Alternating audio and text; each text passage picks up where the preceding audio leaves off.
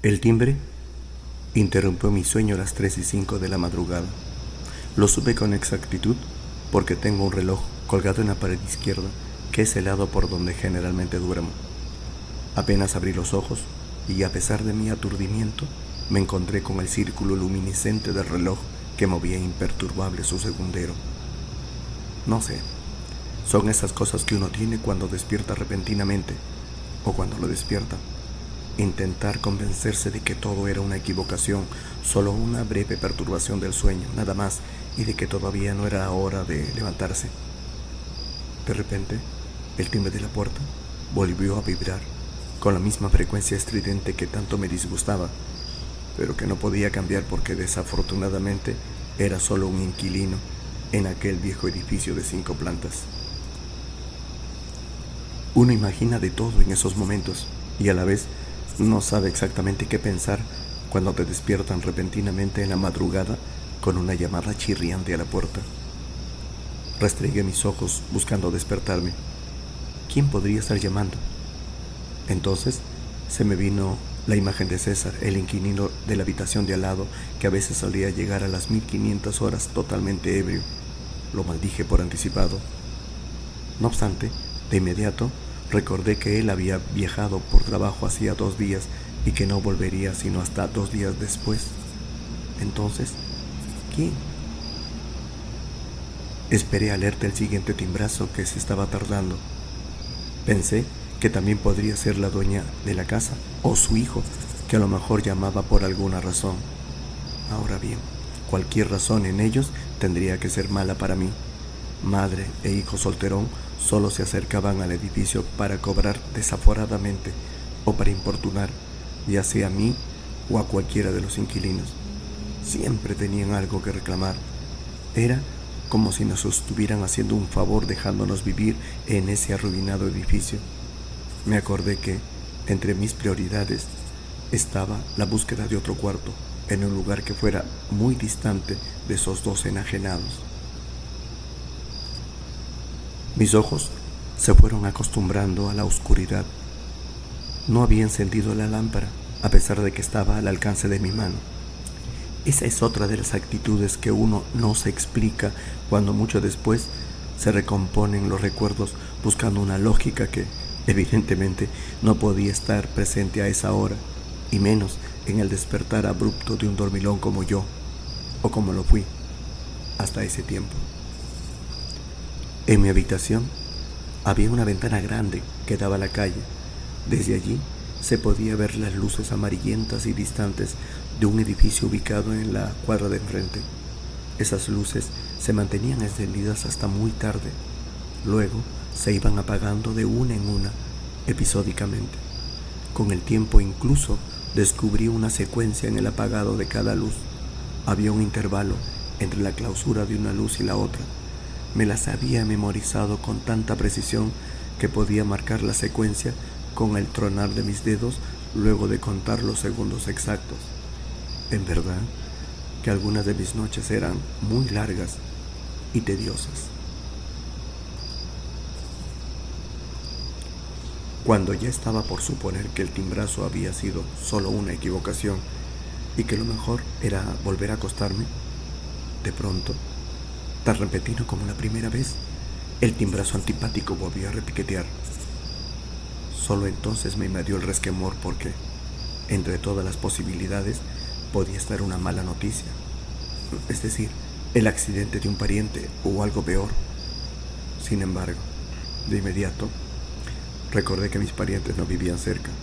La verdad, ellos no vivían ni en la misma ciudad, y peor aún, pocos, muy pocos, sabían de mi paradero, por no decir que para algunos ni siquiera estaba clara mi existencia.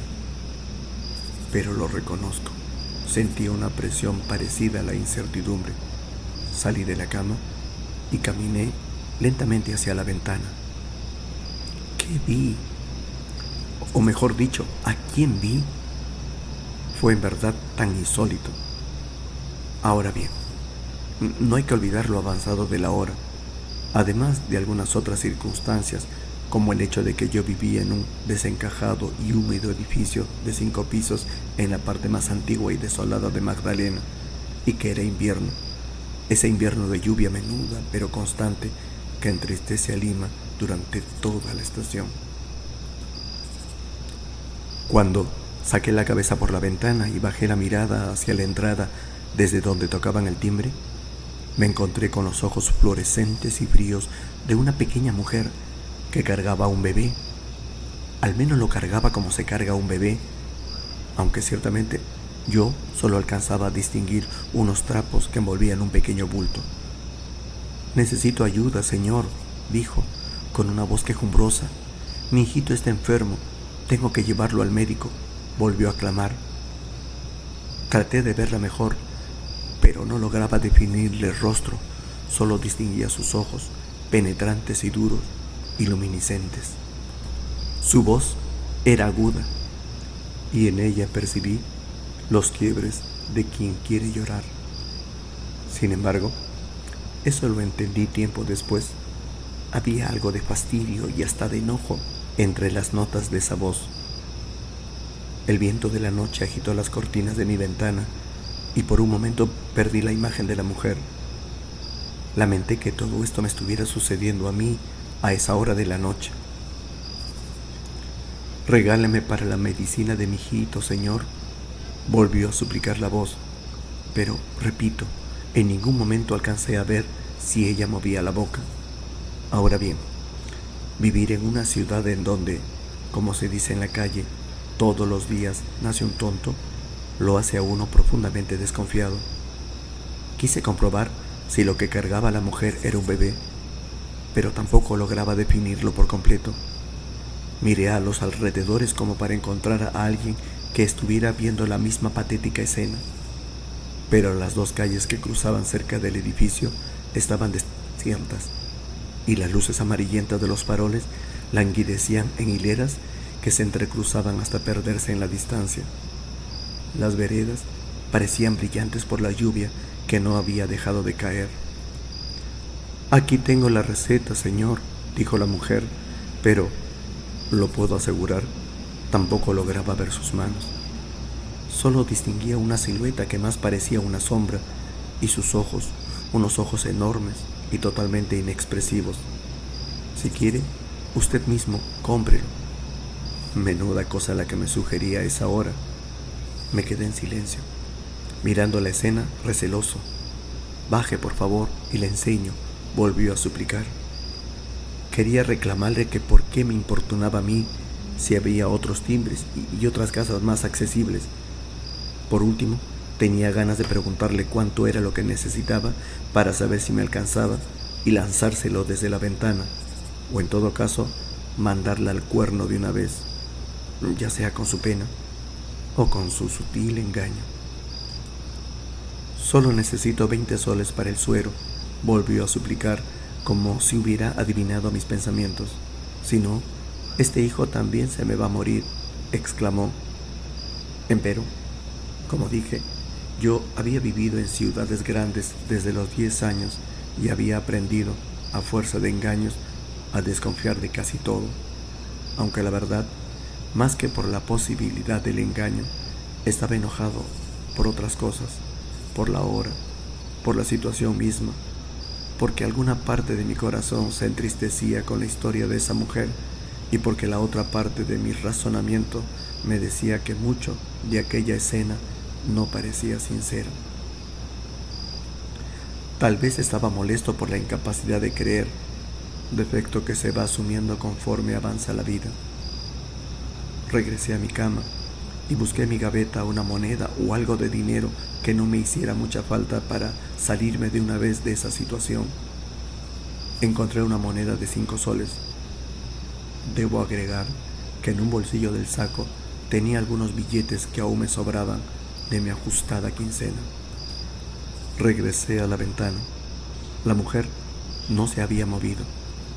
En otras circunstancias hubiera pensado que era solo una sombra y que lo demás lo había puesto mi imaginación y mis sueños. Tiré la moneda lo más cerca de ella, pero no escuché el tintineo. La lluvia menuda había aumentado. «Necesito 20 soles, señor», dijo la mujer, y yo, irritado, o tal vez avergonzado, contesté antes de cerrar la ventana: «Pídalo en otra parte». Aquella noche ya no pude descansar igual. Tenía la imagen de una mujer vagabundeando por las desiertas calles de Lima con un bebé que se moría entre sus brazos. Imaginaba la lluvia, salpicando su silueta difuminada por las débiles luces de la noche, pero sobre todo, imaginaba sus ojos fríos. Por supuesto que no hubiera bajado a ver la receta, porque ese cuento ya se lo habían hecho a varios samaritanos que terminaron con la habitación vacía. Sin embargo, poco me hubiera costado darle el dinero que faltaba. Me dormí pensando en que la conciencia, así se le llama generalmente, es el último espacio que queda en nuestra vida para la autocrítica, y que esa noche era una presencia inoportuna de la que me hubiera gustado prescindir. Días después, le conté la anécdota a todos los que me quisieron escuchar, y casi todos estuvieron de acuerdo en que lo que hice había sido lo más inteligente. Es más, que probablemente era una estafadora, y aunque no lo hubiera sido, con lo que había hecho era suficiente. Otro amigo me consoló diciéndome que si había pedido 20 soles era porque necesitaba solo eso, y no que yo bajara cual Salvador para llevarla hasta el hospital más cercano. Seguramente había encontrado a otro que le había completado la cuota. El más duro de todos, José, me aniquiló con aquello de que no tenía tiempo para tranquilizar espíritus con remordimiento. Cuando finalmente estaba por declarar cerrada la historia, una tarde, una anciana, a quien yo conocía como la lavandera de algunos inquilinos y que también había escuchado mi historia cuando se la narraba otra vez al bohemio de César, se cruzó conmigo en la puerta del edificio, supongo que intencionalmente. «¿Sabe qué, joven?», me dijo, como quien recuerda algo muy lejano. «Yo conocí a la Finadita, viví en el callejoncito del frente, y en verdad se le murieron los 2 hijitos. El último se le murió porque lo sacó en la madrugada para el hospital y lo remató con una pulmonía». Miré a la anciana, al helado, y traté de buscar en su arrugado rostro la muestra de una sonrisa que me dijera que estaba bromeando. «Pobre mujer», suspiró la anciana. «Pero de eso hace ya tantos años, joven», dijo con melancolía. «¿Quién podía saber que todavía no descansa la pobre? Dios la ampare». Entonces me dirigí a mi habitación y antes de entrar volví a mirar a la anciana, que ya se iba. Cerré la puerta totalmente confundido.